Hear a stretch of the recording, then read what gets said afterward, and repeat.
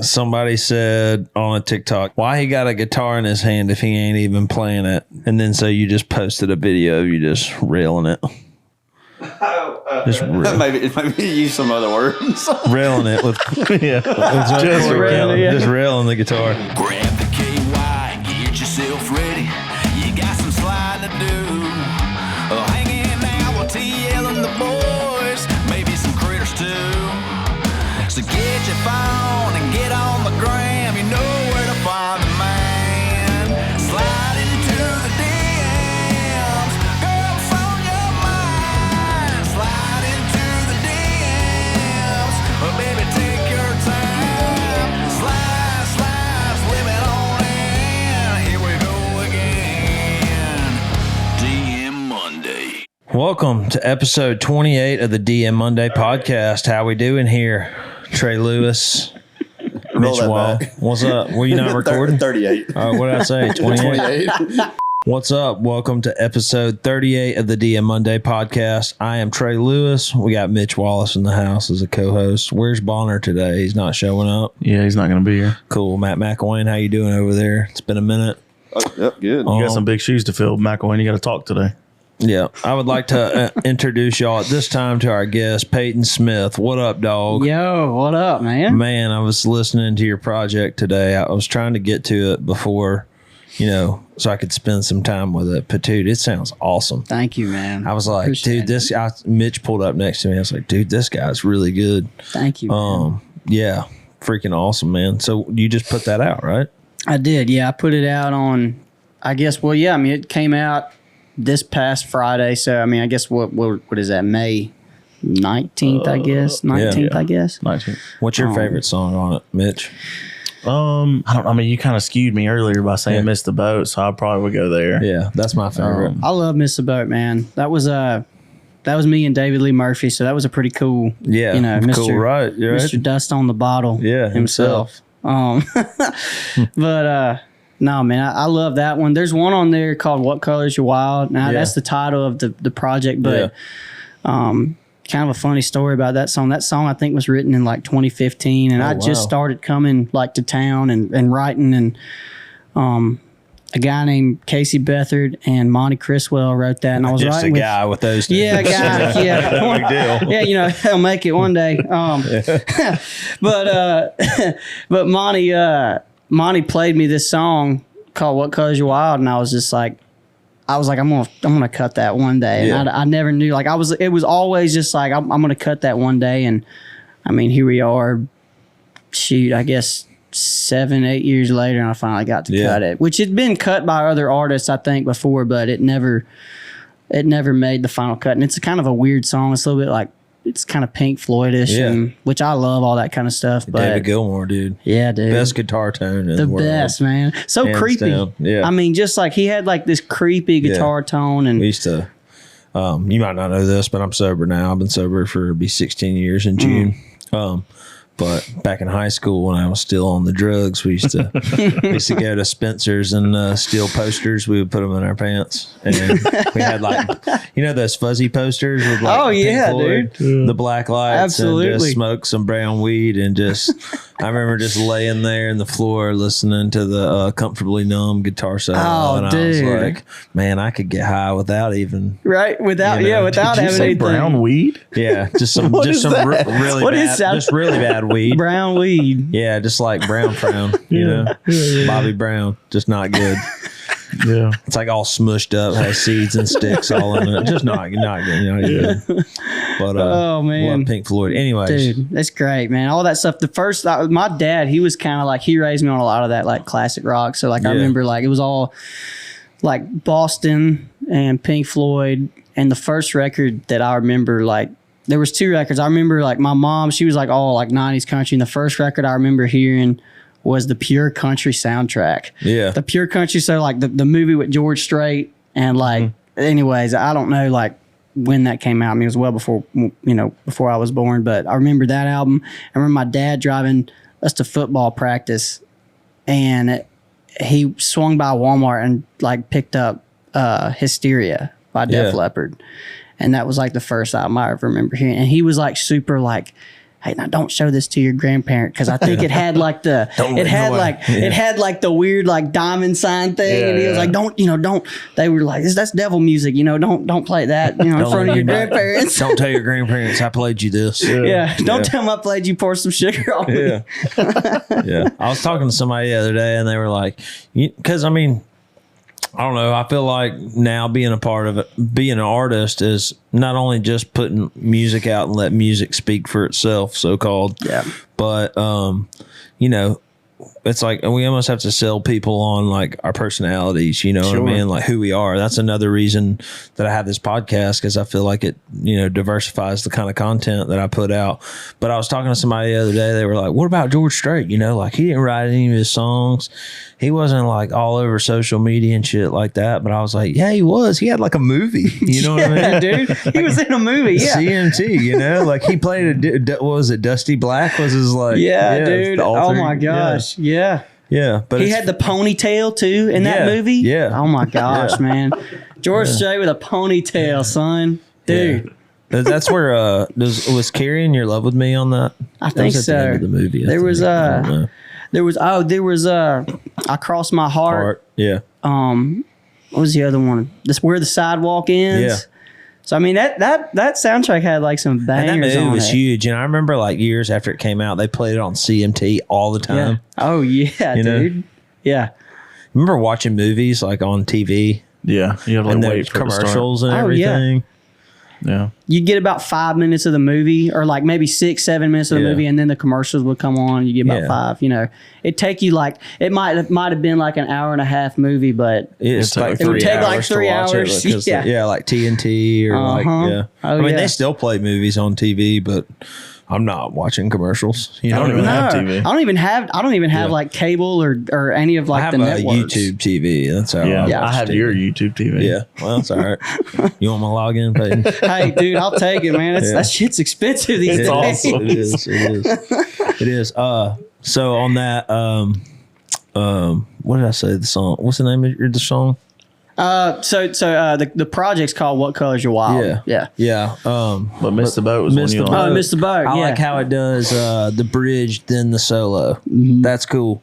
Yeah, man. Thank you. Like Night Shift, like John Party. Yeah, man. How it does the bridge. I'm a then fan the of solo. having that, man. I love I've always loved songs that kind of, they go into a bridge and you kind of think it's going to go back into a chorus, but especially like when it comes to solo, like making it a memorable solo or Yeah. something that's kind of like another hook to a song, like something that gets stuck in your head. Have you ever seen John Party live? Yes. Terry Lee Palmer, guitar dude, player. He's a beast. Dude, he's great. He's amazing, He's man. awesome.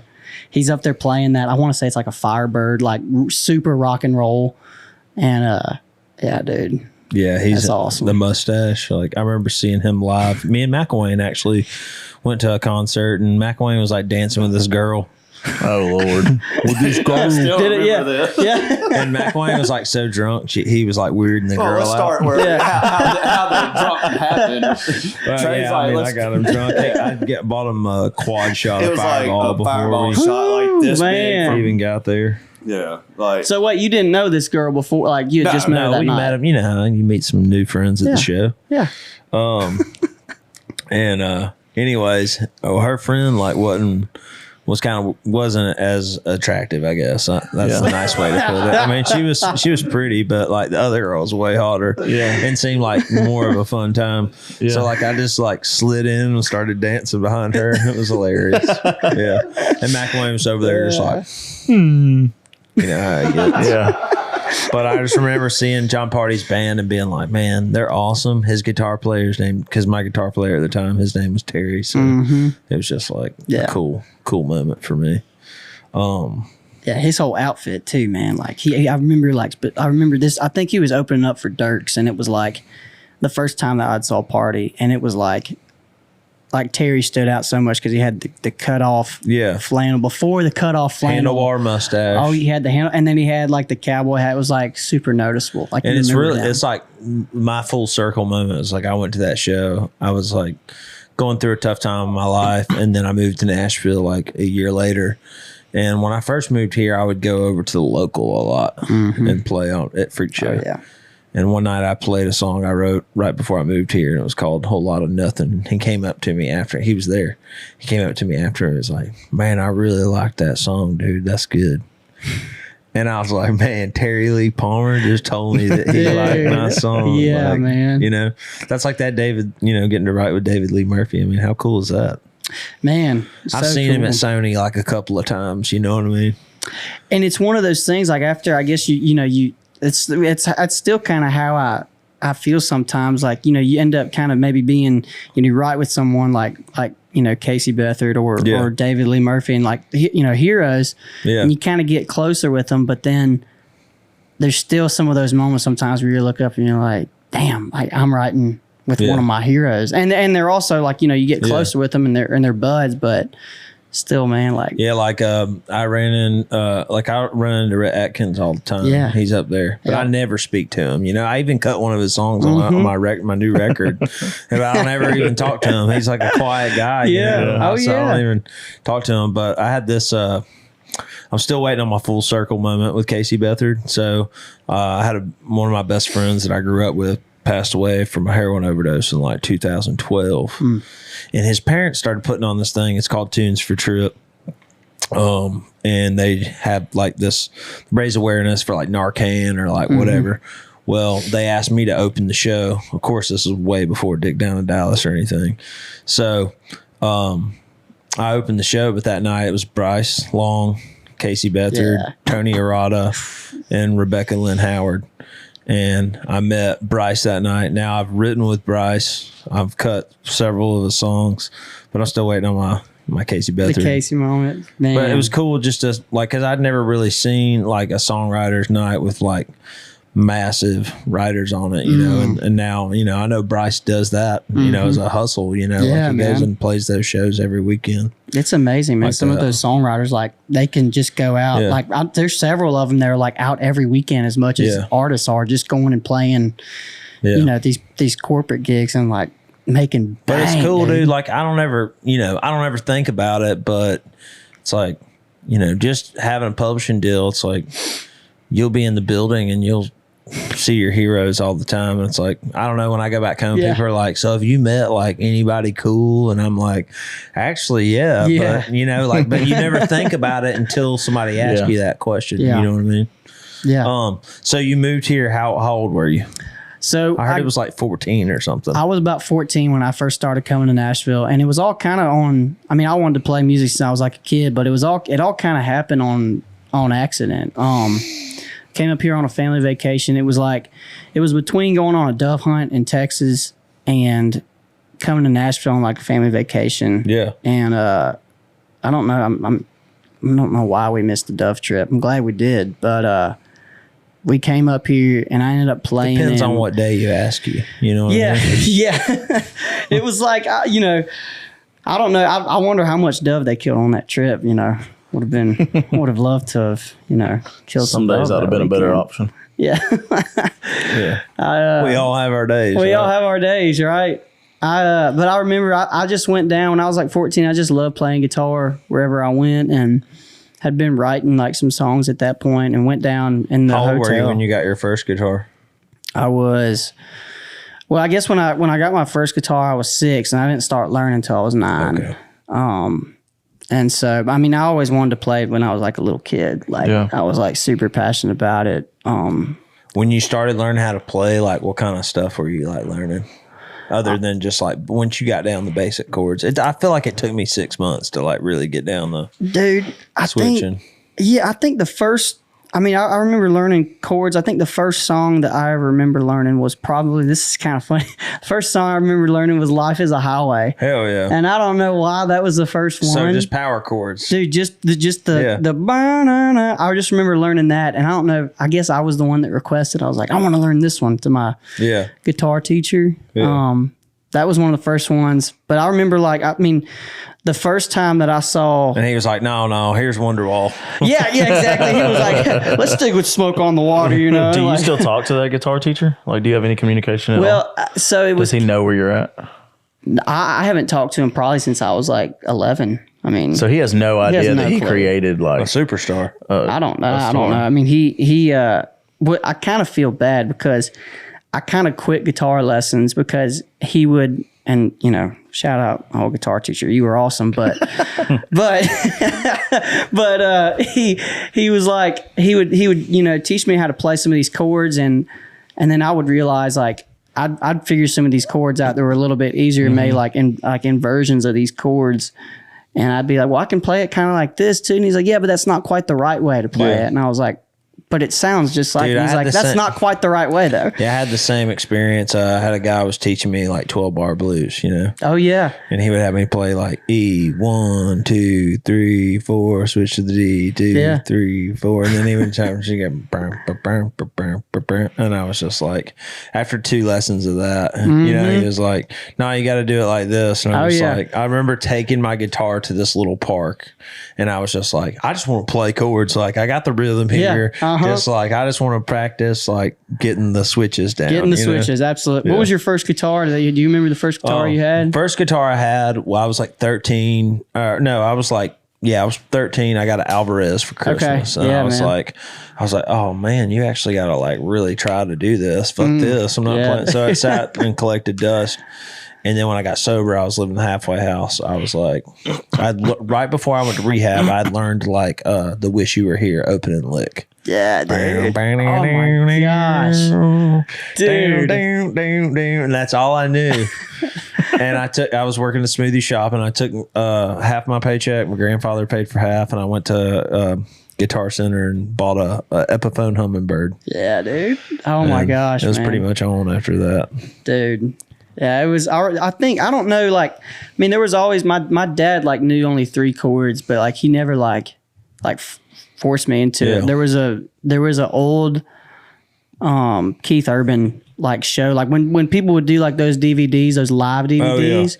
There was I think it was called Living Right Now. It's called Keith Urban Living Right Now, and it was Keith playing like, this would have been Days Go By, Somebody Like You era, and I don't know why, but I like just fell in love with that music at like 5-6 years old, and watched this DVD, and it was like something just clicked. I was like, oh, I want to do that. That's I want to play. I want to do that. Like, I want to play guitar. I want to play guitar like that. I want to entertain, and it was just like something just clicked. Yeah. So you missed the hunting trip. I did miss the hunting trip. Nashville. Yep, came up to Nashville and was playing in the lobby of the hotel, and. Were you like, where was you were how old? 13? I was 14. 14. Where was your mind like, I'm going to go play down in this hotel lobby and maybe somebody famous will see me? Was that's what I was thinking. Oh, absolutely. Well, like, it'll be like a movie. There's definitely somebody famous here. Oh, yeah. I was like, there's somebody famous lives in this hotel. Yeah. Like, you know, there's probably, there's somebody's got to live. It's like one of those things where like I had, somebody asked me like, well, does Aldine have an apartment at Aldine's? And I'm like, I don't think so. Yeah, I don't think it works like that. I don't think it works like that. But I was playing in the lobby. I just went down just because I like playing, for people. And obviously it's Nashville, so I'm like, well, maybe we'll, maybe my career will start in the hotel lobby. And the concierge, crazier things have happened. Things have happened. You were looking for a Justin Bieber moment. I was, man. I was looking for that Bieber moment. And but the concierge, I probably was down there. And what was funny was like, it was the Hilton Hotel downtown in Nashville. And so it's got this atrium that like echoes, all the way up. It's like, massive. And so I ended up playing, and my dad said he was upstairs watching football, and he just heard my voice carrying out through the halls. And so he came down, he just came down to check on me and make sure I wasn't pissing anybody off. The concierge came up and was like, hey man, like, are you writing some of this stuff? And I was playing covers, and just, I didn't ask anybody. I just went and played, and he was just like, man, do you mind if I like call a couple people? So I was like, sure, absolutely. So exactly what you wanted. Yeah, exactly what I wanted to happen. I was like, yeah, man, go ahead. Dreams come true. Dude, that's crazy. I mean, we're not even to the end of the story, but that's nuts. It's nuts, man. And so he ended up calling these 2 session players. And dude, the next day, like they came to the hotel, and I played, and the concierge was asking my parents, they're like, hey, do you know, like, this is, pretty, he's doing pretty good. These are pretty great songs. And my parents are like, I don't know. We just know he loves doing it. They didn't have anything to compare it to, right? I mean, growing up in Louisiana, it's like a small town, Louisiana. No one really. There's only a handful of people that can play and sing and think that that's even something you can do. So they didn't really have anything to compare it to. They just were like, he loves doing it. So, but the session players, I played them one original song. It's called "All Your Fault," and What's the rhyme scheme there? Let me hear it. How does all your fault, all your fault. Oh, like, all your fault, pretty baby. Something like that, Yeah. Something like pretty baby. All down, Down driving crazy. Crazy baby, just like trying to find any word that I can rhyme with each other, world, girl. Yeah. And, but I played that, and then the session player was like, man, dude, I want to introduce you to a producer tomorrow. And at that point, I was like, I'd been studying like producers and, other songwriters. You were and engorged in everything. It felt like that. I mean, it felt like looking at. I mean, that was at a time when that was coming right out of CDs, and when you were, I'd still go buy CDs at the store and look at credits, big CD and books. Man, just go through them and read. Who wrote this, what players were on this, and so the session player was like, I want to introduce you to a guy named Buddy Cannon. Wow. Who, dude, at the time was like, Kenny Chesney's producer. So I immediately knew who he was still talking produce about. Kenny? I think he does. Yeah. He's like Kenny's like song, like everybody sends songs to him. Dude, that's one cool thing about like all the big names like Blake Shelton, Kenny, Aldine, same producer the whole way through their career. And such a specific sound with all those guys. Like they built that thing together and it's so cool. So I met with Buddy that next day. What do you, let's slow down here. What are you like saying to your parents? Like, are you like, holy shit, this is a big deal? And is like, are your parents like stoked, or are they just kind of like, whatever, man, whatever makes you happy? They were stoked. Like, what's going on behind the doors now? Yeah. Like when you go back to the room, are you like, oh my gosh? I think they were super excited. They were also like super nervous. They were like, "Well, what's fixing to happen here? Like, does this mean when you don't have any?" Yeah, well, are you about to be a child star? Are we gonna steal all your money? That's what they. Yeah, they were like. I'm sure they were pretty. I knew they were pretty. They were excited, but I knew my dad was kind of nervous. He was like, "Well, what does this mean?" Like we had just met. We had met with Buddy Cannon that next day, and then another guy. And none of this was planned at all. Oh no, it was all like this within the first 3 days. A chance in the lobby. I mean, you were just staying the night to sleep there and go dove hunting. Well, no, we came here on like just over Labor Day weekend. So it was just like a 3-day, over like dove hunt. It was just like, but there was no plans to do anything music. No, not at all. He was just like family. He was just a 13-year-old dreamer in the lobby. That's crazy. Dude, it's crazy. Okay, so he says, I want to introduce you to Buddy Cannon. Then what? So I meet with Buddy and play him. I played him. There's probably a video actually on YouTube. So I played him an original song, the All Your Fault song, and I played him Keith Urban Somewhere in My Car. And he was super quiet and kind of poker faced, and so I walked out thinking that went terrible. Yeah. And then he doesn't say anything. He's just kind of like, man, that's great. That's all he said. And now I realize but that's kind of just how, if Buddy says that's great, that's all he needs to say. He doesn't have to say anything else. But I thought it went terrible. You're like impending doom. My career's over. I was like, I threw the guitar in the trash at that point. I was just like, man, no. But then we had another meeting with a guy named Brian Wright at Universal that same day. Yeah. Oh wow. That same day, and so we went and met with Brian. And then I played for him, and then he called in Mike Dungan, who was the head of Universal. Who was the guy that worked at the hotel that made all these phone calls? Dude, this guy, I'm telling you, this guy's in the wrong career. This guy needs a shout out. I'm telling you. Do you remember his name? His name was Joe. Yeah. Yeah. His name was Joe. Good old boy Joe. Joe knew everybody, dude. Shout out my boy Joe. Joe was like, I'm finna flip this kid's life. Joe's a real one, man. I should have been your manager.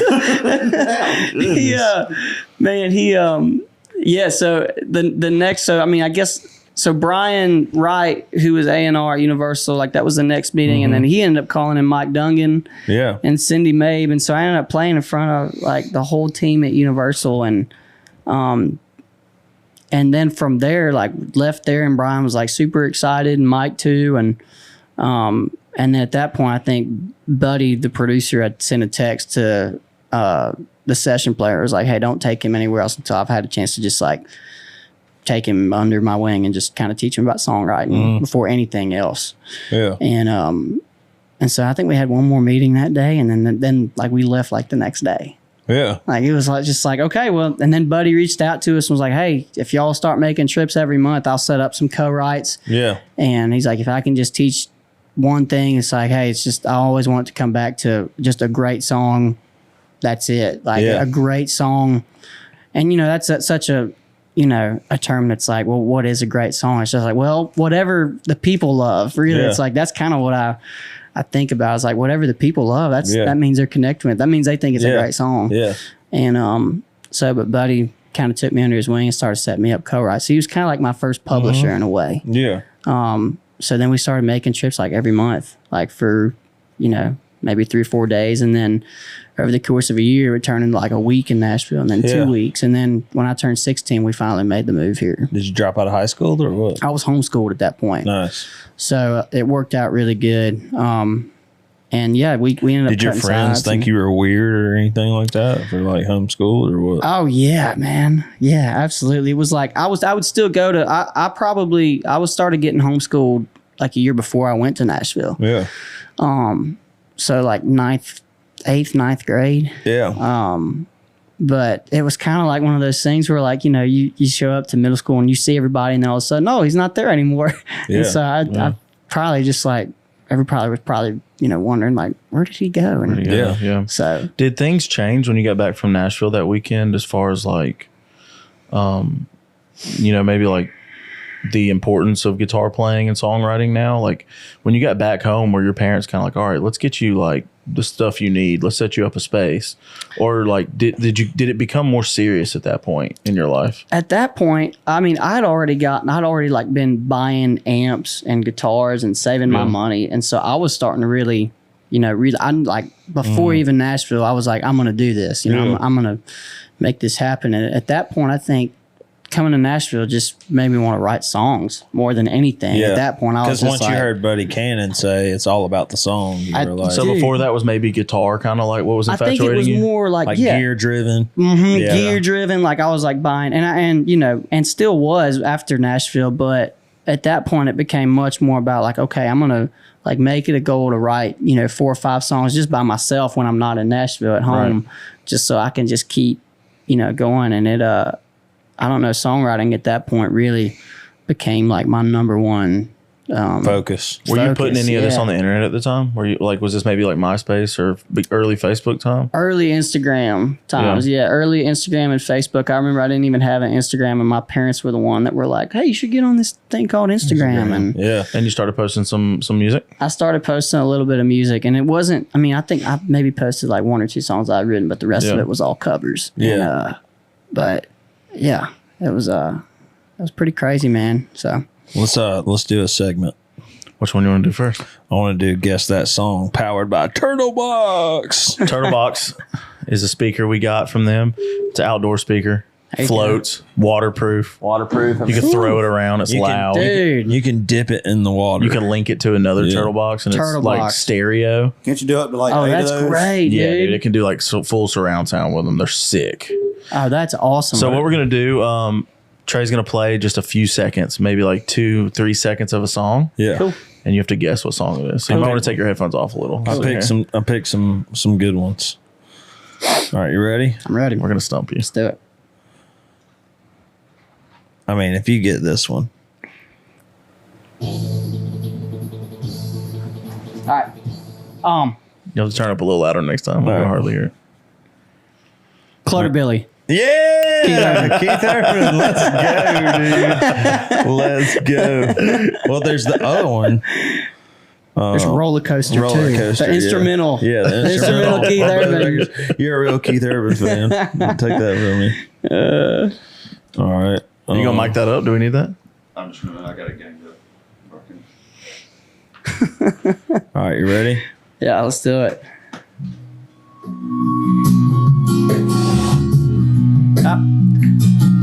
Nobody drinks alone. Keith Urban, be here. Let's go.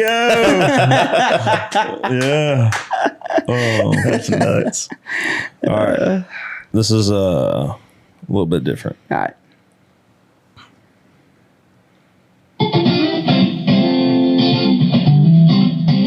How do you like me now, Toby Keith? Let's go. 3 for 3, baby. All right, here we go.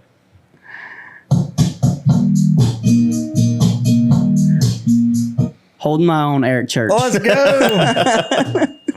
All right. I got a couple more here. All right, cool. Keith, check this out. Just like, All right. I want to say I'm like the only reason I remember this is from the music video. It's Start a Band, Brad Pays and Keith Urban. That's it. That is it, son. All right, are you ready for this one? Yeah.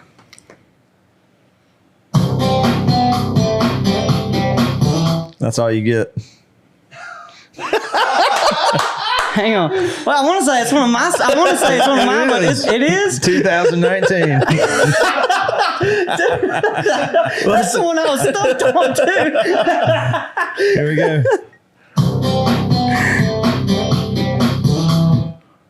Oh, dude. Okay, what would it? There was only. Was there 5 songs? It's either What It Meant to Lose You or Can't Go. I think it's Can't Go Wrong with That. That's I'm it. pretty sure. Okay, That's it. all right. Oh, I thought you were gonna get it wrong on your own song. Dude, that was so much fun, dude. Love it, dude. gracious. No, it was great. Oh man, dude. There's something about hearing some of those riffs, like they take me right back to like my like childhood. Yeah, like some of those yeah, guitar riffs yeah. that just like I know immediately. Like there's some of those like childhood memories that I just feel like I just like those guitar riffs are like related to that memory. I don't know. Yeah, Does that make I, sense? like the Start a Band one. Yeah. Like that's really cool because like, you know, you watched that video probably a million times. Yeah. I mean, that song's awesome. Start a Band. Love that song, dude. Yeah. It's great. So how did you said you moved to Nashville a couple years later, so maybe like 16? 16, yep. How did you go from 16 moving to Nashville to your first record deal? What's kind of like the fill in that gap? So I guess I'd cut sides with Buddy, and Buddy had kind of taken me around to, you know, some labels and kind of had, you know, met with a good bit of people. And then, and the sides that we cut were really cool. But again, like, man, at 16, I realize this now, man, like it's so hard to know exactly what you want to say. You've only lived so much life at that point. You're basically taking inspiration from other people's lives at that point. Yeah. So it might not be as relatable. So I kind of realized that now looking back at 16. And also, man, you're trying to figure out like, what do I sound like and all these things. And like, I don't know. It's like sometimes I see these videos of these kids that can just shred on guitar. And I'm like, man, it sounds good, but they ain't got that stank on it. You know what I mean? They ain't got that pain in it. And I wasn't playing guitar in any of this stuff as well. Like and probably for good reason, because I mean I didn't have the I didn't have the gear. You know, I didn't know about really tones yet. I didn't really know a lot of the technical Doing your bends side with one finger. Yeah, like I didn't know how to. I mean, there was a lot of that you know I still had a lot to work on. So, but those few sides that I did cut with Buddy, I mean, really set the tone for the kind of songs that I did want to try to shoot for. And, and so I guess in 2018 we had just started playing shows at that point, which was something that I had never. I mean, I'd played acoustic before and loved playing. But I'd never played with a band. So started playing in 2018, played CMA Fest in 2018. And I'd met Scott Borchetta, I guess, probably a year prior to that. And you know, just kind of kept in touch. And he was like, man, I think you're close. I just think you just need to keep after it. And so 2018, I was playing a stage at CMA Fest and he happened to walk by and I saw him in the audience and I was like, oh, dang, that's Scott Borchetta in the audience. And you're like, I really need to rip it like I did in the hotel lobby. I was like, I better, you know, step it up a little bit. I remember seeing him and like kind of like bodies. Oh, dude, can you imagine? This is one I wrote. But after the show, like he kind of disappeared. I didn't get to say hey to him, and then I got a voicemail on my phone the next day from one of one of his team members at Big Machine and was like, "Hey, Scott wants to meet with you again." And at this point, I'd kind of gotten more comfortable with what I wanted to say, and even sound wise, I was kind of finding my sound at that point. So I went in and met with Borchetta and played him a couple songs acoustic. I had no demos at that point, no tracks like that I could play for him. I didn't really have like you didn't have a pub deal or nothing. I didn't. That's what's funny. I just signed my pub deal, Okay. and I was trying to hold off on signing a pub deal on, maybe for like a label later on, because that's what I was told. Yeah. Like, hey, maybe if you hold on to your publishing before you get a label, it'll help you, in the long haul. So I just signed my publishing deal at Eclipse Music, which I'm still there, and they're amazing. But so I guess a couple weeks after I signed, went in and met with Borchetta, and then I remember I was driving on Franklin Road, south of town, and I got a call from his A&R and said, "Hey, Borchetta's into it. We want to do this thing." So I remember being so fired up at that point, and really, I'd only been in town now. I guess in town, writing and working in the industry for 4 years. Yeah, but you couldn't even go out to bars and do the handshakes and all that stuff. First bar I ever got snuck into was when I was probably like 17. Bart Butler. Bart Butler snuck me into a bar. Shout out Bart. Sounds like something Bart would do. Yeah, right? And but no, dude, I couldn't go like into, other than, songwriters sneaking me into some bars. But yeah, man, at that point. What bar was it? I want to say it was Losers. I'm pretty sure it was Losers. But it was also during the daytime. So it wasn't like a... Yeah. I think they're open to the public. So they wasn't like sneaking you in. They just wasn't saying anything. He was probably just trying to make me think we were sneaking in. Yeah. Because you can go in there in the daytime and won't say nothing. Looking back on it, like we probably weren't sneaking in. But you felt cool. Yeah. So how old were you when you get this call from Scott Borchetta? 16? I was 18 at this point, yeah. So, you're 18 years old, an entrepreneur, a business owner. Because, as a singer-songwriter, you have to, it's a business that you're running. Yeah. Like in all forms. Yeah, but dude, like my thing is like this kid right here is just like out here dreaming, dude. Since he was 13. That's like dreaming. He was like, I'm on vacation with my parents. I got my guitar. I'm going to go down the lobby and play it. Yeah. And, see what happens. There's got to be something, Jason Aldean might live in here, Totally. And that's right. You get introduced to fucking Buddy Cannon and then you're. From Joe. From Joe. Do you think if you would have never went down there and played in that lobby that maybe your life would be different? Absolutely. I think about that all the time. I think that's where I don't know, man, the more and more, I don't know. I think there are coincidences, but the more and more stuff happened, the more and more I believe like it's all part of, a plan. It's all part of God's plan. That's Jesus. It's like, I don't know, man. Looking at all those things and how all of it lines up. I might sing about penises and stuff, but I believe in Jesus. Hey, dude, so, it's open. We can talk about it here. Hey, man, it's one of those things, man. I just think that like, I don't know. It's amazing to me, like the timing of all of it. And I think that it all happens. It's like, I love like thinking, like, man, we can think we have such a tight grip and we can control it all, but I love God's things in like control, that. man. Really, just think about it. It's like, it's true. One thing my manager always has said to me, he said, back in the day, I did the Tin Roof circuit for like 6 years, and there's no dead end gig. Like I'll never forget. Like I was trying to like find gigs. I was playing one tin roof in Birmingham. That's where I'm from. But I wanted to play all the tin roofs like this other guy in my hometown was. And this one day I played this thing called Birmingham Born. It's like where like people from the community get up and play 1 hour, pays like $150 or whatever. And I got up and I was just like, dude, I could have been on stage like pulling my nipples and nobody would have cared. You know what I mean? And I was like, screw it. For the last 30 minutes, I'm just going to play all original songs. And I just did it. And this guy came up to me afterwards. He was like, dude, my name's so-and-so. I book all the tin roofs. I think you have an awesome voice. Like, and then that's how I got all those gigs. And those gigs paid my bills for the next 6 years. Those gigs paid all my gigs paid all my bills for the next 6 years. So, it's like you never know what's going to happen. The 90% of this deal is just showing up. You never would have thought that, you being on the CMA stage that Scott Bruschetta. No, but man. the thing is that you are here. You know what I mean? You got to be here to win, is Gotta be what here they to say. win. And it's true, man. you know what I mean? You put yourself in the position. You brought the shovel. God moves the mountains. Yeah, you know what I mean? I think I don't know who said this one time, but I like intuition is a big way that God speaks to us. I don't know like who said that, but that intuition, that reason that you go when you come to that crossroads and you go left instead of right. There's a reason that you do that. I think that's the way that God speaks to you. It's like is that intuition, and I feel like there's so many of those times like in my life that I've like had that happen. I don't know why. Yeah. I just believe that was God just going like, hey, like Definitely. like kind of just go this way.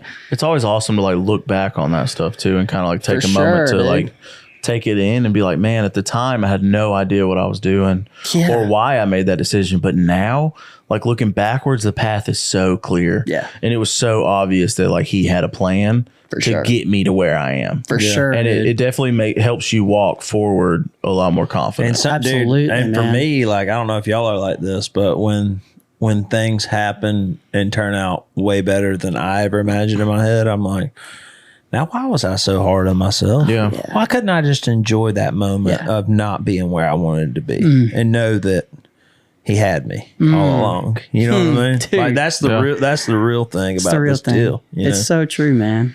It's so crazy that Joe was there, Yeah, Joe was there, man. Like, Joe was placed there. To me, that's like, I mean, that seriously is like, whoa, dude. Like I see you. Like it's crazy. I mean, I see you put some random dude named Joe there that just happened to know all of these people, and he's working at the Hilton. Yeah. Like The more you, what? dude, I mean, it's just like the more you get perspective, it's like you may not realize it at the time. And that's why I'm trying to get better even now. It's just knowing in the moment that, that God's moving certain things like to work a certain way. But it's amazing getting perspective on it that like, you might be a year or two down the road and like, whoa, dude, like the reason that I went this way or something, I don't know why, I don't know why I met this person And you or why didn't this. give up, and you just kept showing up, and that's beautiful. man. That helps people too. You So, also, Yeah. you also have, first of all, I work with Payton on his socials, so we work together, we know each other. You have like a pretty wild story with your wife too. Yeah, man. Y'all were like friends for a long time, and then like you kind of like knew that she was the one. Like, so what's dive into that for let's us? hear that. Yeah, man. I met my wife when we were 15, and I met her up here. I met her through a songwriter friend of mine that her kids went to this school called Good Pasture, a little bit north of Nashville. And so I went to this chorus concert and saw this girl that was singing in this chorus concert. And dude, I still have never felt that way about anybody else like in the world. I know that sounds like so like cliche and everything, but I have yet to feel that same thing like ever again. It was like this, like again, like the intuition thing of like, hold on, like that person, I just think something special You're like, about whoa. them. Like, whoa, like I don't know That what it girl's is, glowing. but yeah. And so we ended up meeting that night and kind of became friends in high school. I actually shot her down. Yeah, dude. I would just love to hear how you met her though, because like that 14-year-old Payton in the like hotel sounds like a firecracker. So I could just see you seeing her like, I got to meet that girl. I got to do whatever it takes. Yeah, man, Like, it was one of those things. I was a painfully shy kid, like at 14 or 15. But if I had a guitar in my hand, I would just entertain and I would just go off. But I was painfully shy as a kid, and so I didn't really know. I did not have any game like at all. Just a at guitar. 15. Just a guitar. If that was my game, like you damn right I was going to use it. So you met her that night, and then you shot her down. Well, yeah. So then we started texting or I guess Snapchatting at that point. On the snap. On the snap. What's your snap? Well, Mcilwain does this thing where he walks up to girls. Oh, I don't do it no more. Wait, what do you mean not anymore? I avoid the stuff. Oh, he does it still. He walks up to girls and he's like, let me get your Snapchat. Is that kind of what you do? So I mean, that was. I mean, now it's like, I guess, number. I guess now, you hear people say, "Hey, what's your snap?" Or snap. I see that like on a lot of things, like snap ? But I only had girls for when I was single for their snap for one reason. I knew she was that kind of girl. I like the out of town, the aspect of the out of town. Like when we're on the road, I'll do it. That way I don't have to worry about them bugging me too much, and I can delete them. But like my thing usually is if like I'm into a girl, like I want to love that girl. Yeah. I'm getting her number. You know what I mean? Oh, I'm going old school. I'm opening the door. I'm going for it. 100%. But you weren't too sure if you wanted to. Well, back then Snapchat was different too. Yeah. It was still like a form. All right, let's get back communication. to it. Sorry, I was just No, it was a little bit. I mean, Snapchat, I don't know. I mean, I guess like you'd still ask. Hang on. You'd still ask for like, I mean, I think I asked for a number first, or maybe she like sent me a snap. Sometime you probably got her snap. number and then added her on Snapchat. That's probably what it was. So then we started like kind of like hanging out. At this point we were now at like 16 because I met her in December of 2015, and so we were 16, and then she asked me if it was okay to go with this dude to prom. Yeah, and I said, yeah, that's fine. Yeah. And apparently she did not like that at all. What? She wanted me. She was playing the testing me. game. Oh, she was playing the game. she wanted you to go with. Yeah, she wanted me to say no. Like I don't want you to go with that. Yeah. Yeah. So she was like, "Well, I just thought we were, with how much we're talking and how much we're hanging out, I thought we were kind of a thing." And at that point, and genuinely, dude, I did like I liked her a lot, but I also. I really don't know why. I literally was just like, hey, I'd just rather just be your friend for a little bit longer. And boy, she did not like that either. Like, shooting her down, dude. She was pissed. You knew you were in trouble. Oh, she was pissed. So then she like kind of stopped. We kind of like, but I still liked her. So it was kind of a weird thing because then our parents kind of became friends. And so it was always like the elephant in the room when we would hang out. And then, so I mean, we'd be around each other, and I still just always had this like gut feeling like I think I'm supposed to marry that person. And then she graduated from high school. That was about the time I signed with Big Machine and dated other people. Found out what we didn't want. Yeah. And then dude, I would like just have like these. I know it sounds funny. I'd have these dreams about her. Yeah. And like there was a couple of dreams where like I felt like it was like I was. Like at the end of an aisle. I know this sounds crazy, but I was at the end of an aisle and there was like this figure walking towards me, and like she'd get to the end of the aisle and then I realized it was Hannah, and then the dream would end. Yeah. And so after like a couple of those dreams, I just woke up and I was like, I'm finna Snapchat her. yeah. I was like, Selfie. Shirtless. How you been? SUP. I know it's been a while. You know I got a record deal now? Oh my gosh, dude. I was I'm trying to think. Well, I've reached out to her. I was like, she had been in Costa Rica. She like studied abroad for a while. So she had just gotten back in town. I just hit her up and I was just like, hey, I know it's been a while. I'd love to catch up with you. I hope you're doing good. And then she lost her. I did slide into her DMs though too. Hey. I did slide into DMs. I did, son. I did. And she lost her wallet on campus or something. And she was like, if somebody finds my wallet on campus, I'll buy you coffee. And I was like, so I slid up and I said something like, even if I don't find your wallet, can I take you to coffee? Yeah. And Nice. apparently that worked because we went to coffee the next day. Or So she responded and was like, so when are we going to that? And I was like, all right, so it worked. Immediately. So what did she think at the time? Like you're doing all this and you're like, hey, I've got to go to work. I've got this record deal. I've got to do this. Like, what did she think about all that? Not probably even being from that world or anything. Man, she she was born and raised in Nashville. So I mean, she had been around stuff like that before, but she in the best way could have cared less. Like in the best way. Like But she knew who you were. She knew that. She knew that You stuff did was music. she knew stuff was like, going on, and she knew that I was going to be out on the road, and But it never was like a big deal to her. Like she wasn't after that. For her. No, it was more of like she always cared about talking about like how's your family, you know, how the stuff that matters, the stuff that really matters, man. And that was even another like thing that I was like, I mean, she was super proud. Like, don't get me wrong, she was there, you know, for a lot of things and was always showing up. Well, that's awesome though, because in this town you can find 100 girls that'll talk to you about music, about your music. Yeah, but right. Finding someone that asks about your family is definitely not. That's a unicorn. And she never tried to like pick the single either. Yeah, which I dated somebody before that tried to pick the single. Tried to be your manager. Oh, dude, was like wanted every song to be very specifically about, you know, her. Was like, yeah, it was bad. Yeah, so I had some. It was pretty brutal. It was pretty brutal. Brutal. Yeah, that sucks. It was tough. So she was cool. So you locked it down. Yeah. So we started dating. She came to the night of my Opry debut, and she wasn't supposed to be there, but her and her family somehow got backstage, and it was like I knew that night. I mean, also, I mean, you know, just playing the Opry, I was kind of on a high, just super emotional, but I saw her backstage. That's and the moment you want your family there with you. Yeah, she was there. And she was there. Felt that, and I was just like, oh, I'm marrying her, and I'm not letting her. I'm not letting her get away. Like we hadn't been dating, but then like a week after that, we started hanging out all the time, and then I finally like.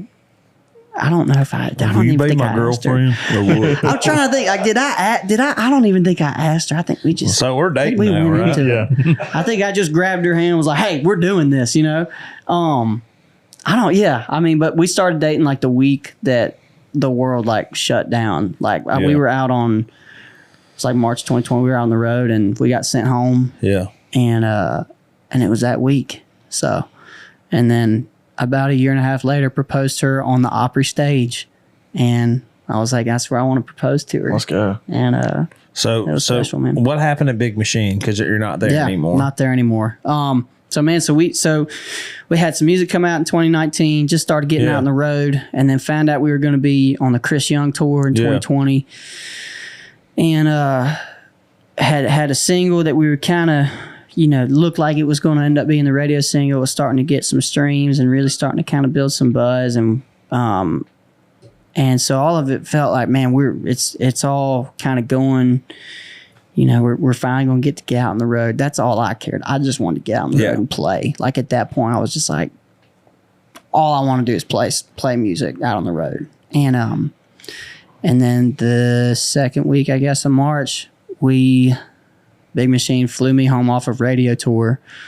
And we're like, hey, we'll get back out to it, you know, in COVID, you know, and I'm sure this will be like a month. And literally, dude, it was like those next couple of weeks I started seeing tour dates disappear. And actually, you know, I mean, a lot of times when you go on radio tour, you get to know some of these radio guys so well, your radio promo team, and you really spend a lot of time with them. And I never saw them actually again after that. Really? After that week. It was crazy, man. And really anybody else at Big Machine. Yeah. Because their office wasn't open for a good, almost solid 2 years. Yeah. And so, man, I just realized after that, man, I was like, okay, well, you know, obviously our single, it did great, had great streaming numbers, and we're still able to go play all of that song, which I'm super thankful for. And but it didn't do on radio per se. And so that's where it was kind of like, in my head, I was like, well, man, we're racking up streams so we can still go play shows. But, and some other people said, it's like, well, it didn't do great on radio. Yeah. And so that kind of was the first, like, well, I don't know if we're going to end up being on the same page here. Yeah. And then I love that first EP, man. And it's me, but at that point, man, I was really wanting to put out stuff that was really, just had more meat to it and just was a little bit deeper. Got the pain in it. Got that pain in it. A little bit of pain in the voice. And I wanted the stuff to kind of sound like a band again, dude, too. Your vocal on your new record sounds phenomenal. Dude, thank you, man. It's just, Who produced it? Chris Farron. Man, that thing sounds awesome. Dude, thank you, man. Yeah. I appreciate it. It's but you know, so and then we wanted to start putting out music the next year, and then I could feel like, well, we're not really ready to put out music. All I want to do is just like, hey, let's just keep putting out music constantly. That's the only way we're going to be able to build fans. That's the only way right now that I can build fans. Even if we're not going to radio, let's keep putting out music. Yeah. And so if we're not going to go back out to radio, and so at that point there was just, I don't know, I always like to give it as much time for something to work. Yeah. And I felt like I had given it as much time for something to work. Yeah. And finally, I think we were both kind of just like, I just don't think this is going to work. We tried it, and so, you know, but we ended on good terms, me and Scott Borchetta, and to be honest, man, I was happy to get out of there. I was like, man, I got to figure out also who I am as an artist again, because at that point, and this is not a slight to anybody, but at that point, you know, you get so many, and Keith Urban's obviously a big impression, but it was always like the next Keith Urban, the next this guy, the next, and that's a big part of me. I don't ever want to run from that.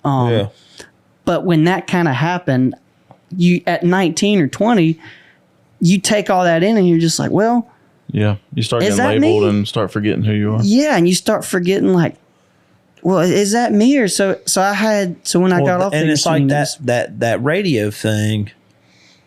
It's like for a new artist to break into radio, the song has to fit right in the hole. And it sounds right in the hole. It's just got to be like dead center, like right in there, and you're like chasing that. You know what I mean? And you can kind of get lost in the sauce sometimes when you're doing that. I guess, so to say, I did feel like I got kind of lost in trying to do what other people thought were going to be good instead of me thinking it was going to be good. Yeah. And that's just a dead end road. So that's where I'm also like, you know, there's so much that could have happened in 2020. Talk about the could have beens and the should have beens. But again, I think it's all part of the plan. And honestly, this music that I've made is the most confident that I've ever been in my sound and the songs. And it's truly who I've always wanted to be as an artist. And so if I had to go through all of that to get to a place to get here, then man, I'll take it. You know, it's all part of the journey. So hang on, we'll put a Zen in real quick. You good? Pop it in, baby. I want to. So you Big Machine ended. I met you through Combustion. Yeah. Through Falcon. Yeah. And through Blake, who are, you know, becoming very quickly two of my favorite guys in town. Yeah. You know, you meet a lot of people in this town, but they're like real. They're real. I mean, they keep it real. They're cool. They're honest. Even if you don't like what they're about to say, they still tell you anyway. They're honest. I love that. They're genuine, man. And you know, we've known Blake because of Joy Beth. We've been friends with Joy Beth for years. At first, when I met Blake, I didn't like him. It was just new and it was different. Yeah. So we're man. very protective over Joy Beth because I mean, she's such a great person. Yeah. So yeah, it was at first it was kind of like I don't know who I don't care this guy. any guy with Joy Beth like but I mean he quickly won me over. I think we went and ate at O'Charlie's one time. He probably doesn't even remember this, but it was during COVID and we went and ate at O'Charlie's and he came for this first time I ever met him and I was like, dude's cool in my book. I remember when I was cutting my record, I was like, dude, send me some songs, you know. And he went through and he sent me this playlist. I feel bad even saying this because I didn't end up cutting any of the songs, but every song he sent me was like me as an artist to a T. Wow. Dude, that's it, man. You know what I mean? I was like, well, like I already kind of fucked with him at that point, but I was like, I really fuck with Blake now. You know what I mean? Like, he really dug in that catalog and found some shit that was like, isn't that great? Really it was some Tucker Bethard stuff, and like, you know what I mean? Man, like, dude, some great songs. All that, man. He's so good at that, man. He's so good at just. I think at the end of the day, man, that's what I appreciate the most about Combustion and that whole team is how genuine and how much they're willing to bust ass to make it work. Like they work super hard and they put a lot of time. How did you meet them? How did you get in with Combustion? So through Blake, we were going to a Bible study together, and it was like me and Tucker, and Blake and a couple other guys. And is it the one on Zoom? Not the one on Zoom. This was probably early 2020 or 22. Yeah, 2022, and Blake was asking me one day, he was like, man, he's like, what's kind of the next thing? You know, what's the next thing for you? I know you're not on Big Machine anymore. And what's kind of, and I was just like, man, I've got this kind of vision. I've got this vision for this sound I want. I really want to make a band. I really want to make a band sounding record that we can go out and play on the road.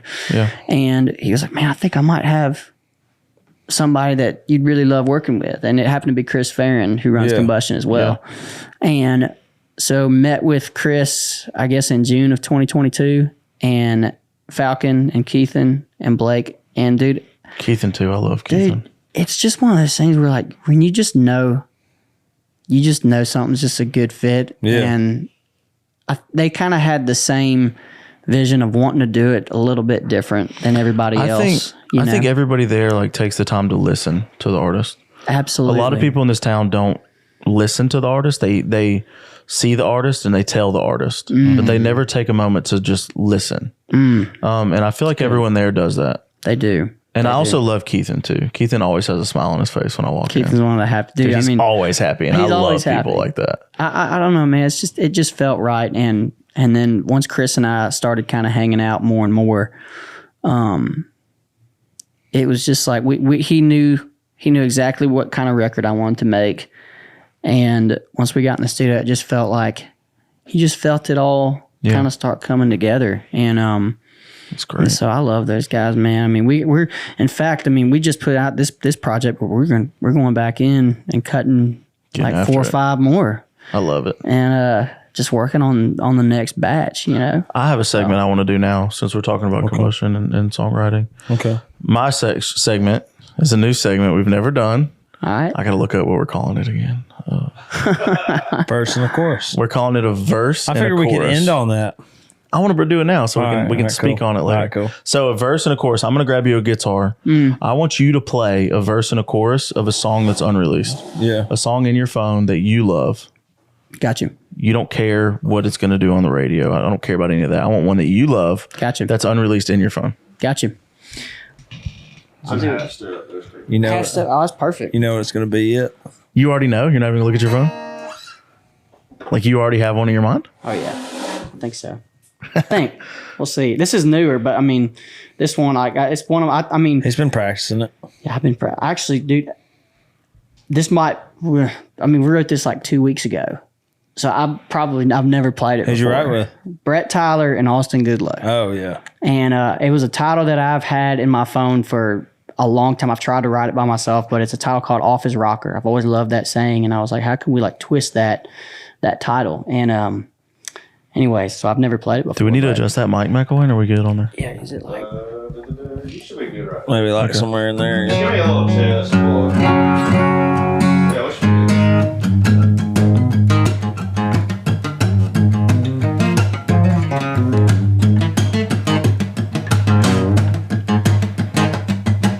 Old man rocking on the front porch just stood up one day. Thought to himself, I didn't work like hell, didn't let my hair turn gray.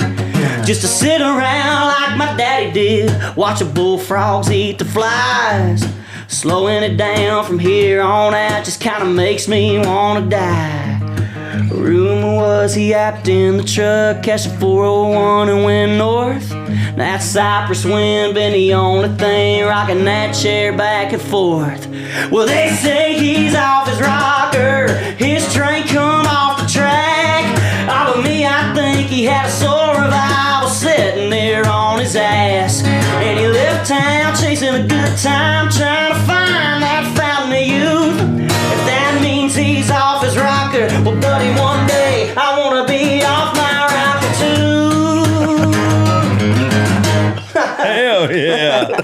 Hell yeah. So, Well, that's a good segment. Damn. yeah. I mean, our next guests have a lot of living up to do. I don't know. Do y'all? I mean, what do y'all? I mean, we that's brand new. So I mean, we're supposed to go cut that pretty soon. But Well, cool. Dude, I mean, that's awesome. Yeah. It's pretty good. I'm going to be off my rocker too. I mean, that might be the most viral clip we ever have on here. You know, Man, Dude, that was appreciate nuts. that was Let's great. go, dude. Thank you, Good. dog. That voice is Appreciate that. unreal. I mean, Thank I you, love how Dad. you just let it rip like you were in that hotel lobby, son. Man, thank you. It's Yeah, that's great. Dude, one thing. So, I mean, we can even maybe jump into this. Like, you know, I've done content for a lot of artists in this town, and, you know, some of it kind of have like a little bit of a bitterness to them when I come in and I'm like, we have to do this for TikTok. We have to do this. We have to do this trend. And, you know, I obviously like read the room and read the artist before I just suggest any wild trend. I'm not going to tell people to twerk, but you know, I mean, I've told Trey to twerk before. I'll do anything. I'll twerk. But, I'll do anything at this I just think point. it was really cool. Like when we came in, you know, you didn't have like a sourness to it. You were just like, okay, like if this is part of the job, like I'll do whatever this is, whatever needs to happen. And I thought that was really cool. It's really rare to see in these artists. So thank you for that. But what's kind of what's your mindset on having to do content now? Obviously doing content is not a fan favorite for artists, but it's kind of part of the job now. Man, I think like if we're talking about like with what we want to do with music is if the goal is just to connect with people, if that's what it takes to get somebody to fall in love with the song, it's all about connection, right? At the end of the day, it's just like, I mean, playing live shows. You want to connect. I mean, this you know, you're wanting to connect with people on the other side of a screen and hope that they love a song. And so for me, man, like that's kind of what I just try to keep at the forefront of my mind is like, let's just try to connect with people. Like if that's what it takes, then let's do it. You know? And your YouTube is stacked, son. You got some content on There's there. a good bit. There's a good bit. There's live videos. Oh, one thing I did want to talk to you about was on your TikTok that I saw. I guess somebody said on a TikTok, they said, "Oh shit, we're still connected." You're on the turtle eyes. And it says, you know how like you do a response to a TikTok comment. It says, "Why he got a guitar in his hand if he ain't even playing it?" Dead emojis. And then we'll send this to Ingram so you can put it on the screen. And then so you just posted a video of you just railing it. Maybe use some other words. Railing it with just railing the guitar.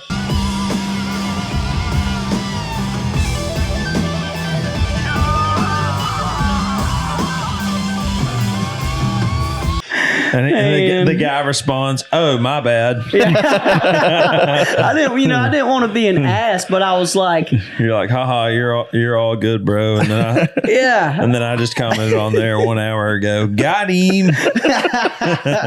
oh man, I just I don't know. I thought it was fun to just mess with him and be like, I don't know. I mean, I Dude, guess those comments are so full of hate. What song were y'all playing there? That was Were y'all playing Wild as Her? We were playing Wild as Her. And Corey got up and sang it with Corey you? got up and sang it with us, and That's cool.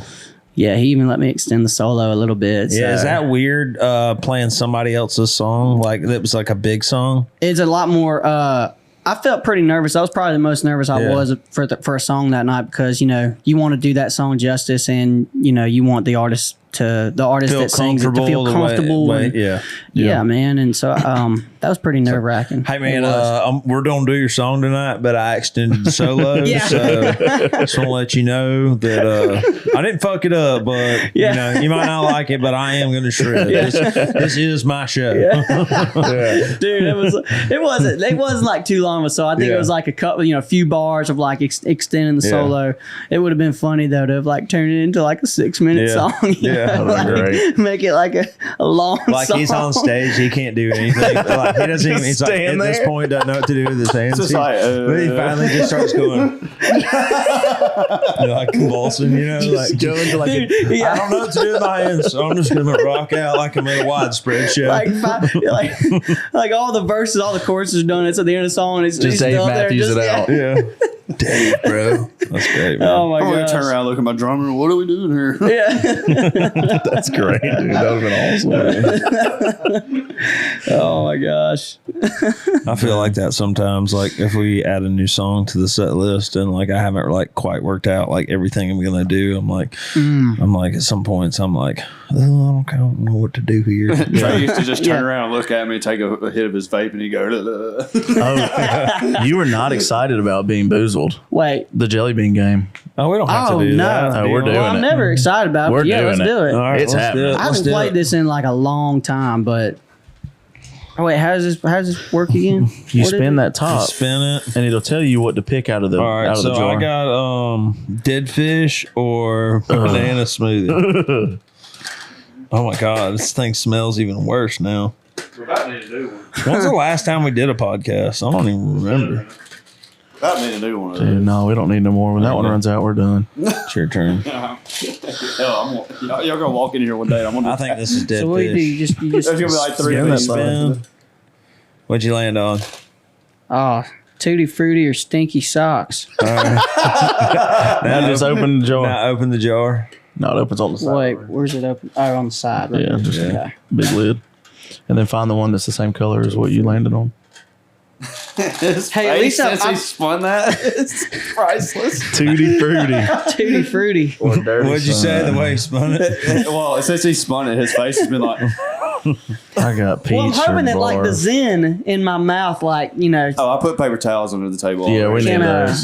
can So take some of the flavor. Some people spit them out right away. If I get barf, I'm spitting it out. I got peach or barf. Do y'all like? Have y'all gotten a good one? Trey yeah, gets or- good almost every time. Okay. Will you hand me one of these That's cutoffs? I'm wondering if he's getting A sheet good of ones yours? or if he's just eating. Oh, yeah. Trey gets them good almost every time.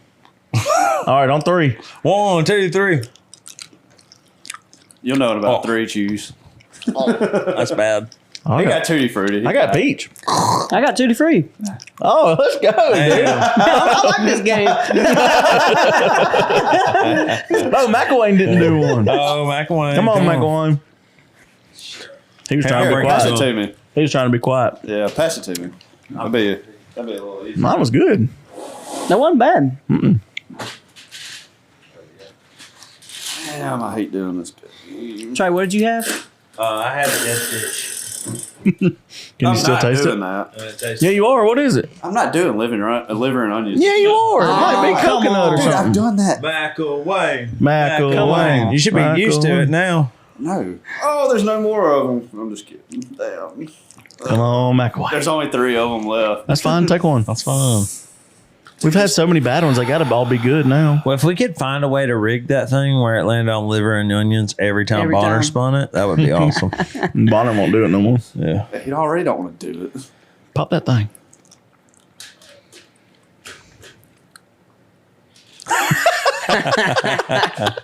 That's great. I love it when he gets a bad one. That's great. I ain't had a good one. All right. What else we got? Well, I was just wondering, do you think you'll ever do the major label thing again? Is that like a goal? Is country radio something that you'd want to do with the right group, or? I think with the right group, I mean, I'm in no rush right now to jump into something like that. But honestly, man, my biggest thing right now is just being out on the road playing, man. Yeah. Just building that grassroots. That's my, I don't know, man. I feel like that's like number one priority right now. It's And you to just want to play keep shows. making the music that you love and doing Yeah, that. that's it. How like since you took that chance when you were 13 and went and did something so wild like playing guitar, has that kind of changed how you do things now? Like ever since then, have you like, if you come to a crossroad where you're like, oh man, that would be cool, but maybe I shouldn't, like, do you now make that leap? Do you ever like reflect on that and be like, I'm just going to do it because like maybe something cool could happen again? Yeah, like- man. Or I don't know. I mean, again, I mean, I know I keep talking about that intuition thing, but yeah, really, like, just I don't know, man. If it feels right, like, let's just keep Trust your let's gut. Just Go trust your for it. gut, man. Trust your Yeah. gut, and I don't know, man. It's like my favorite thing in the world. I mean, honestly, man, it's like it's to the point. I mean, I love writing songs, and I love playing shows now just as much. I mean, I probably love them both equally because you can't.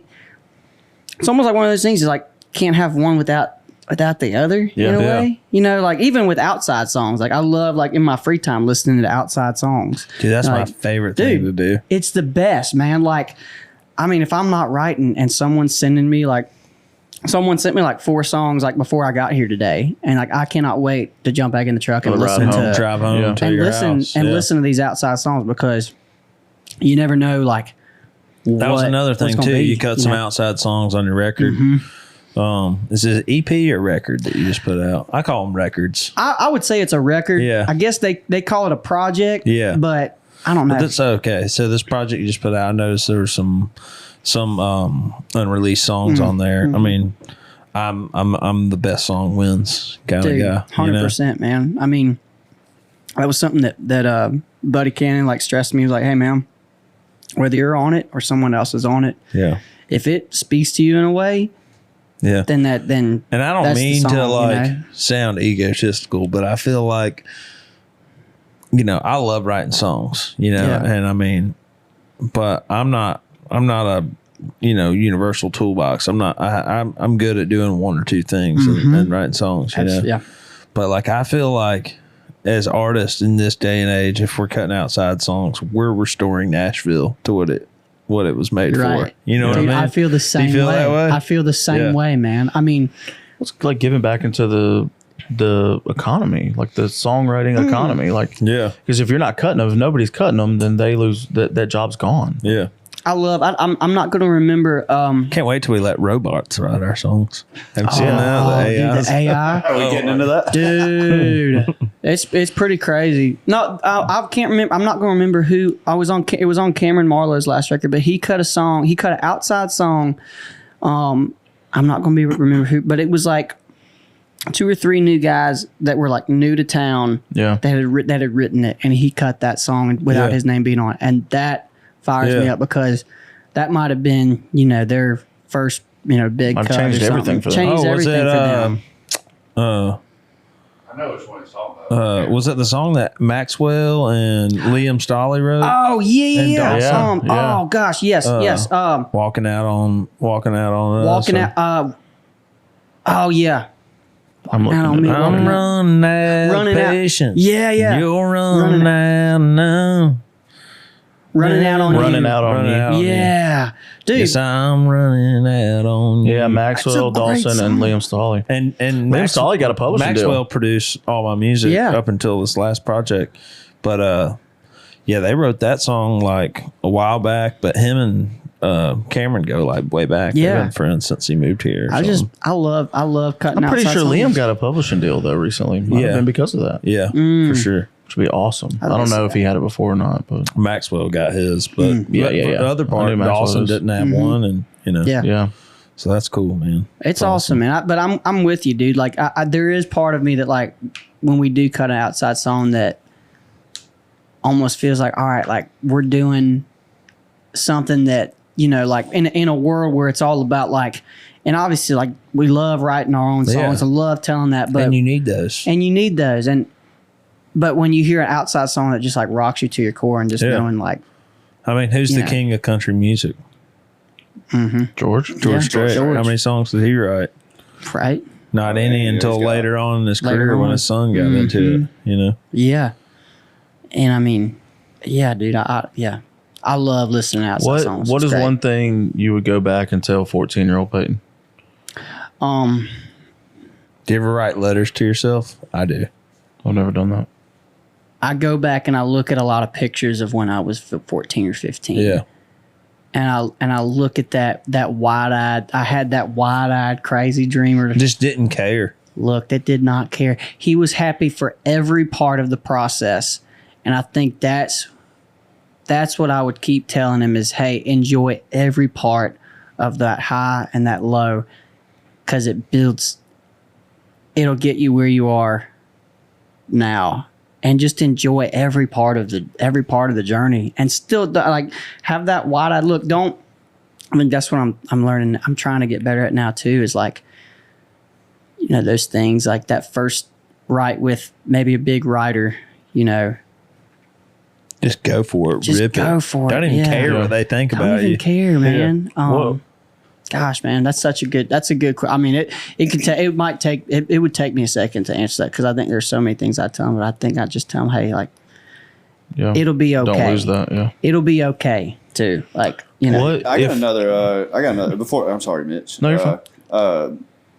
Just looking at you telling these stories too, because I go back 10 years with Trey, and so what is it like when you first heard somebody singing your song back to you when you're on stage like that? I remember that same moment, like being on stage with him, walking into some of these arenas or festivals or this, that, and the other, and I'm like just as emotional as probably he was. Like damn, like here we are.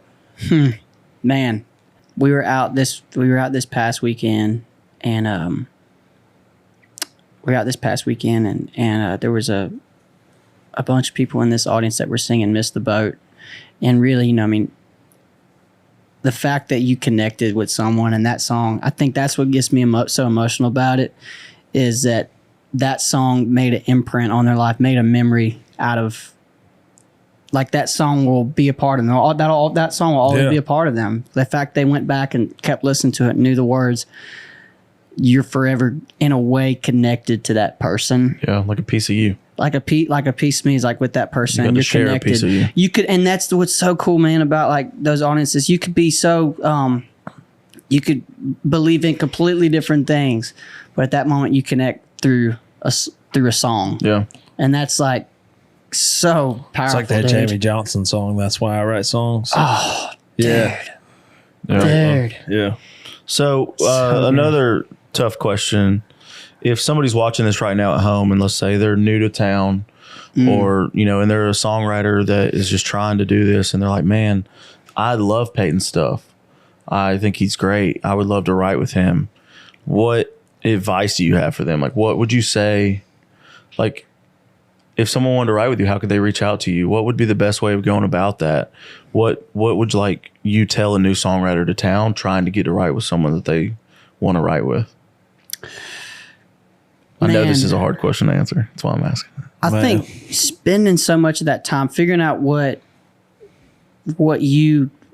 the special thing that you do that you bring into the room, right? Like, I'm not going to, like, if you find that thing that I'm not able to do, like whether it be rhythmically or melody, or finding that special thing that you kind of add to your upcoming class of songwriters, like what's that, finding that niche thing that you do and sticking to that thing that you know you can do really well. Have you ever been that guy that wants to write with one of your heroes and then you get the write and you go in there and you just totally bomb and you're like, God, that person just thinks I'm terrible. Yeah. But like that's kind of like where I found out for me that it's not like, okay, well, if I love Tony Lane songs, you know, which I haven't written with Tony Lane, but I'm waiting. You know what I mean? Yeah. For it to organically happen. But it's like, if I love Tony Lane songs and I love, you know, like Bryce Long songs or whatever, like, you know, because I feel like all we're doing is emulating what we love. You know what I mean? So it's absolutely. like, how do I do that with these organic relationships that I meet at Red Door at fucking 2:00 in the morning or whatever, you know what I mean? Do I find somebody that's like, you know, on the same level as me, but has some of the same similar interests and has their own version of that and my own version and how that meshes well. Totally. You know what I mean? Oh, and then the big rights with your heroes and all that stuff happens once you put all that together. Yes. You know what I mean? 100%. I mean, yeah, I think, you know, no matter what, I feel like, you know, you're always going to be a reflection of your influences and what you grew up hearing. That's going to make its way out, just because that's when you're influenced by something, that's going to automatically make its way. But I was, I mean, I was at a songwriter night here in town. It was outside the realm, Matt Burrill's. And I was there, and there was this kid on stage. His name's Sam, and he was like, I saw Trey Lewis in here earlier. I'd like to write with you wherever you are. And I was like, damn, dude, that's some balls. Like, oh, yeah. I was like, I'm going to write with that kid because fuck it. You know what I mean? Yeah. I don't book rides on Mondays. I'm going to hit it. 100%. I was just like, let's just do it. We might stare at each other for 4 hours. Like, Or it might be him in the hotel lobby. It might be his him in the moment. hotel lobby. I mean, that's where I like. I don't know, man. Like, I think I get so excited when I see, you know, a songwriter at Live Oak or something like that, a new songwriter to town, and when they have that much passion and they're like that confident to like, hey, I want to write. Yeah. I'm like, yeah, let's do it, Let's man. do it, If you're that confident in that, then hell yeah, dude. Yeah. Like, let's get a day, man. I mean, what's the worst thing that happened? We stare at each other for 4 hours. Like, I've done that a million times. Right. I've done that more times dude. than I've gotten songs. Totally. You know what I mean? We do that anyways, right? It's like that happens some Yeah. days, man. And I love getting those texts from Trey. Hey, Yeah, that was brutal. Want to go eat? right? You want to grab? I mean, I wrote a song called "Net, Fish, and Chill" today. yeah, Did you baby. do it? Please tell me. No, you got comment. We wrote it with Track Guy. So yeah. I got to hear it. Oh man. I have one It's last. actually pretty cool. I have one last question. If after this podcast, if somebody's listening to this far, thank you. But what is one song off your project that you would like to tell a backstory to that you want them to go listen to? One song, as soon as they cut this podcast off, they search you on Spotify or Apple. What's that one song off the new project, and what's the backstory on it that you think will help make it connect? Man, there's a song on there called "The Hard Way," and this is what I love about like just listening to outside song. Best song wins. There's a song on there called "The Hard Way" that was recorded in 2004. It was an old Keith Urban song on "Be Here." And it was recorded in 2004, and it never was a single, but I always loved that song. And so when me and the guys at Combustion started talking about songs, obviously we're talking about the Keith comparison, and, I was like, well, I can't run from it. It's just part of, it's always been part of who I am and what I love. And they were like, well, we should just like cut a Keith song, And I was like, man, one of my favorite songs is a song called "The Hard Way." It was never a single. And it was a song that Rivers Rutherford and Gordy Sampson wrote. And I think it was Gordy's first major cut. And but it never was a single. But the song, dude, it's one of the most beautifully like well written songs, like melody wise, subject wise, it's incredible. But I mean, I went home and I did like a little work tape, like, super broke down demo of it, and brought it the next day to the guys at Combustion. They were like, we've got to cut this. It was like, so to see that song that's that old, bring on, like, get another life. Yeah. Just, I love stuff that happens like that, like old songs that, no matter how old, the timeless songs, man, like just songs that like could have been recorded in the 90s or could have been recorded in the 2000s and still holds the lyrics and the melody still hold up 15 years later. Yeah. That song is super special just because those kind of songs, those timeless songs, I'm super, super proud of that one, man. And the fact that we got to record it again, Do you think Keith Urban's heard it? He has heard it, yes. Oh shit. He has heard it, yeah. I hadn't talked, I hadn't talked to him, but he said he loved the record, and he said that, we did a great job on it, so that was a good feeling. But I don't know, man, I love that collab, story. Keith Urban, Eric Church. Yep. Yeah. Church is probably the biggest reason I think I started writing songs for sure. When I got to a point where I was able to understand lyrics and know what stories actually know what's going on, Church right. was the first guy. You can have one Eric Church record, but you got to burn the rest and never hear him again. Damn. Which one? Carolina. Yeah. I think it would be Carolina. I'm going Mr. Misunderstood. Oh, see, dude, that's because that record too. It's just so Southern good. rock, and I just love it. It's weird. It's like everything, Yeah. Americana, Southern rock. Like it's got all those things. My favorite Church song is a song called "Where She Told Me to Go." Yeah, it's And dirty water coming out. What's the one that you made me listen to recently? Who says you can't take it with you? Oh, yeah. Oh, see, dude. I never listened to Eric Another Church. great one. He never listened to it. I was like, you've never heard this song? I mean, Now, like, every time I get in this truck, he bumps it. dude, I If fucking, Outsiders a record, I scream it Yeah. now though. Dude, That song, That song is it amazing. made it on like all my playlists. The breakup playlist, the happy playlist, the sad playlist. Yeah. It's on all of them, and I love it. And I never understood the Eric Church thing until probably 3 months ago when Trey played me that song. Dude. And Trey knows my style now, and he'll, when you're in the truck and your friend's like, hey, man, I just need you to shut up and listen. 3 minutes. Just give me 3 minutes. And he did that. And Yeah. he was like, hey, shut up and listen. And I was like, okay. And that was the song. And he was like, I think this is one. My favorite. What's your all-time favorite song, country song here? Yeah. Because I got a hot take here. That's going to catch you off guard. But because of that hot take, he knew I'd like this one. Shoot, man. Oh my gosh. Just from like your era, from like Just what like a you listen to from. Yeah. And this doesn't have to say it's the 7 to best now. of all time, Yeah. but I mean, just kind of like the best country Just like song. one that's up there for you. Yeah.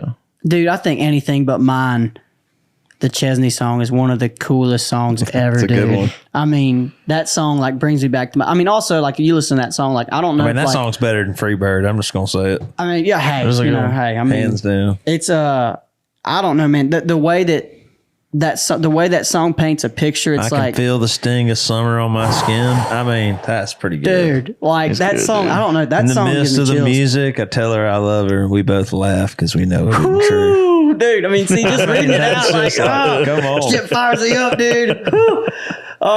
Yeah, I think I mean, it's hard to pick one, but Anything But Mine. Mine's a comes to Settle mind. for a Slowdown. Oh yeah, Dirks. By Dirks, Dude, yeah. that's a great one. God. It's definitely overlooked. What you got, Trey? I like There Goes My Life. I feel like That's a nut, dude. We watched that last night, the Wendell Mobley YouTube. Dude, I feel like that song. He was on just my like flight from the top other to day. bottom, into the bridge, into the chorus. I mean, it's just like immaculate. And I grew up. My stepdad, who I also called dad. I had 2 dads growing up. I always say, but him and Neil Thrasher, which Neil Thrasher wrote that song with Wendell Mobley. Him and Neil Thrasher were childhood best friends, and I got to go hunting with Neil when I was like 7. I haven't seen him since or anything like that. I emailed him a couple of my shitty songs before I lived here.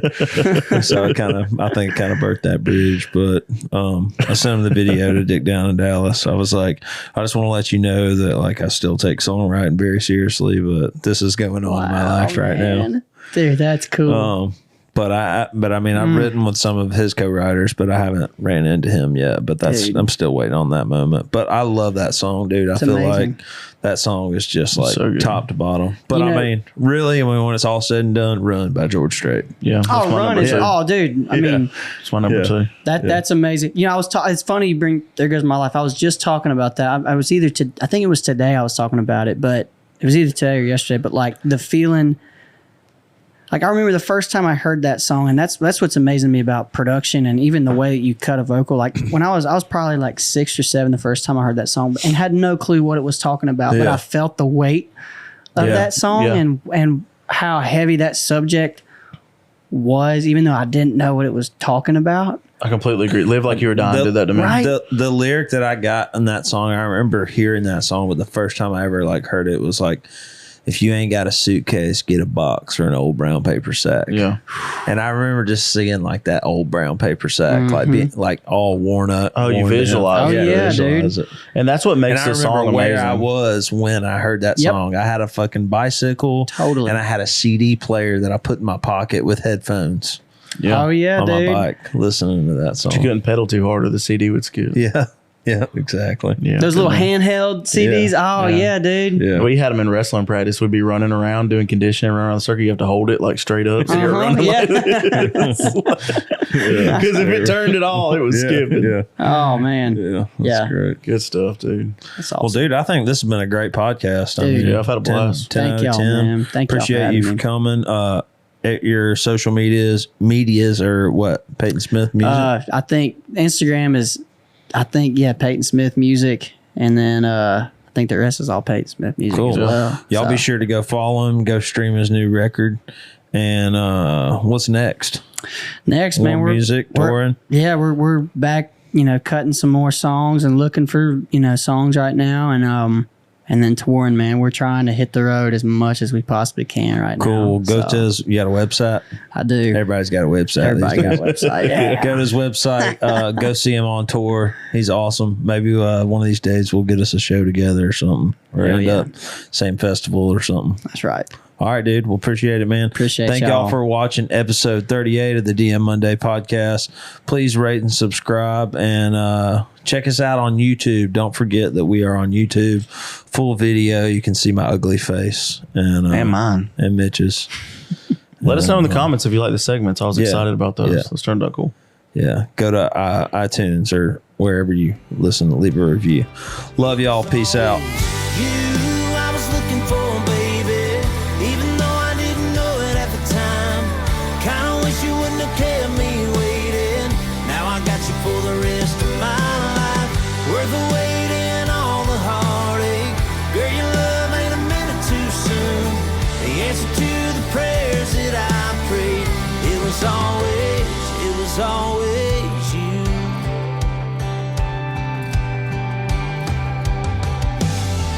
Can't say that it really makes sense. We're about as night and day as it gets.